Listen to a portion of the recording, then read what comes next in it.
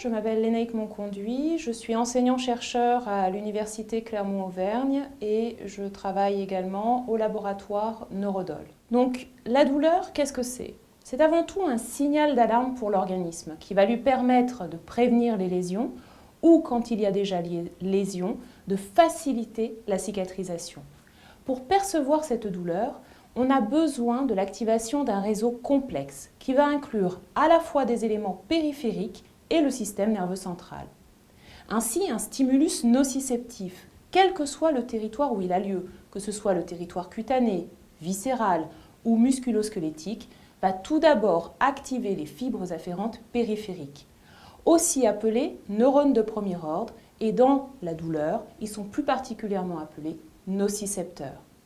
Les nocicepteurs sont donc constitués des fibres A delta et C et leur corps cellulaire est contenu dans les ganglions rachidiens. Ils vont transmettre l'information nociceptive depuis la périphérie jusqu'au premier relais central, c'est-à-dire la corne dorsale de la moelle épinière. Au niveau de la moelle épinière, l'information nociceptive va être intégrée puis transmise vers de nombreuses régions cérébrales, aussi bien sensorielles, cognitives ou même limbiques. Ces régions concernent bien sûr les aires corticales, comme le cortex somatosensoriel, pour décoder l'aspect sensoridiscriminatif de la douleur, le cortex cingulaire ou encore insulaire, pour décoder l'aspect désagréable de cette douleur. Mais on a aussi le cortex frontal pour tout l'aspect cognitif. En dehors de ces aires corticales, on trouve aussi d'autres régions sous-corticales, comme l'hypothalamus ou encore le tronc cérébral. L'ensemble de ce réseau, cortical et sous-cortical, est appelé la pain matrix. En plus des voies ascendantes qui permettent à l'information nociceptive de cheminer depuis la moelle épinière jusqu'aux aires corticales, la pain matrix inclut aussi des voies descendantes.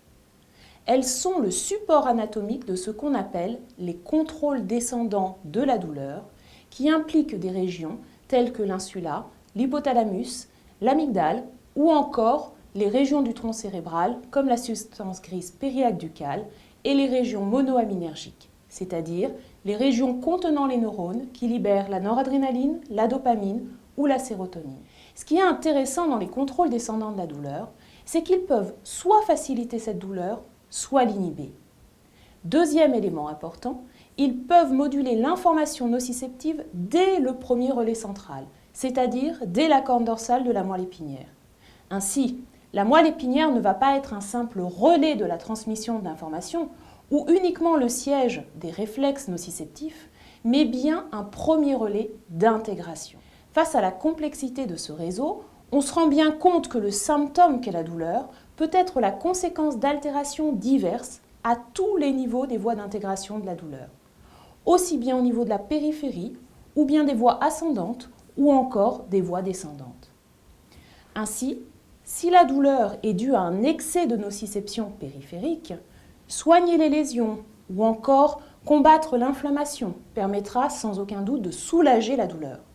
Par contre, si la douleur est la conséquence d'une altération des voies d'intégration au niveau du système nerveux central, alors agir uniquement au niveau périphérique sera beaucoup moins efficace pour soulager cette douleur. La douleur ressentie dans l'endométriose n'échappe pas à cette règle. Elle est la conséquence de différents mécanismes au niveau périphérique et au niveau central. Au niveau périphérique, plusieurs facteurs semblent concourir à activer les nocicepteurs et générer leur sensibilisation. Premièrement, la douleur semble plus présente lorsque les lésions s'infiltrent profondément dans les zones richement innervées. Deuxièmement, on peut également trouver dans certaines lésions une néo-innervation sensitive et sympathique. Dans ces deux cas, on voit bien que la lésion est au contact des fibres afférentes et notamment au contact des terminaisons libres des nocicepteurs. Or, au niveau de ces lésions endométriosiques, des processus inflammatoires avec une libération de molécules telles que les cytokines, les facteurs de croissance, mais on observe aussi une augmentation de la concentration des prostaglandines ou des radicaux libres. Et l'ensemble de ces molécules entraîne une activation des récepteurs présents à la surface des terminaisons libres. Ainsi, on peut activer les récepteurs TRPA1 ou TRPV1 par exemple. Leur activation va entraîner la genèse de potentiels d'action, c'est-à-dire que finalement, on va créer un message nociceptif qui va être transmis au niveau du système nerveux central. Mais ce n'est pas tout. L'inflammation est également entretenue par les nocicepteurs eux-mêmes. En effet, suite à leur activation, ils vont synthétiser des molécules pro-inflammatoires, telles que le CGRP ou la substance P. Ce phénomène, on l'appelle l'inflammation neurogène. Cet excès de nociception, cet excès d'activation va aboutir à la sensibilisation des nocicepteurs. Cela signifie quoi? Eh bien, cela signifie qu'on va avoir un abaissement de leur seuil d'activation. En conséquence, une stimulation qui n'était pas douloureuse auparavant va le devenir. On a aussi une augmentation de leur réponse évoquée. C'est le phénomène d'hyperalgésie qui se développe. Le problème, c'est que ce phénomène n'arrive pas une seule fois, mais il va se répéter dans le temps, à chaque cycle menstruel, sensibilisant toujours un peu plus les nocicepteurs. C'est la répétition de cet excès de nociception qui va poser problème. En effet, la sensibilisation de ces nocicepteurs périphériques n'est pas sans conséquence au niveau central. Elle va entraîner des changements à long terme au niveau des voies d'intégration de la douleur. Il va y avoir la combinaison de deux événements que j'ai déjà évoqués. Premièrement, la substance P et le CGRP, qui sont synthétisés par les corps cellulaires des nocicepteurs suite à leur activation prolongée.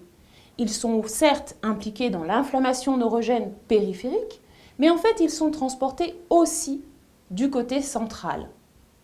Et au niveau central, c'est-à-dire au niveau de la corne dorsale de la moelle épinière, ils vont donc pouvoir activer les neurones de second ordre. Ces neurones de second ordre, ce sont les neurones de projection vers les structures suprasegmentaires.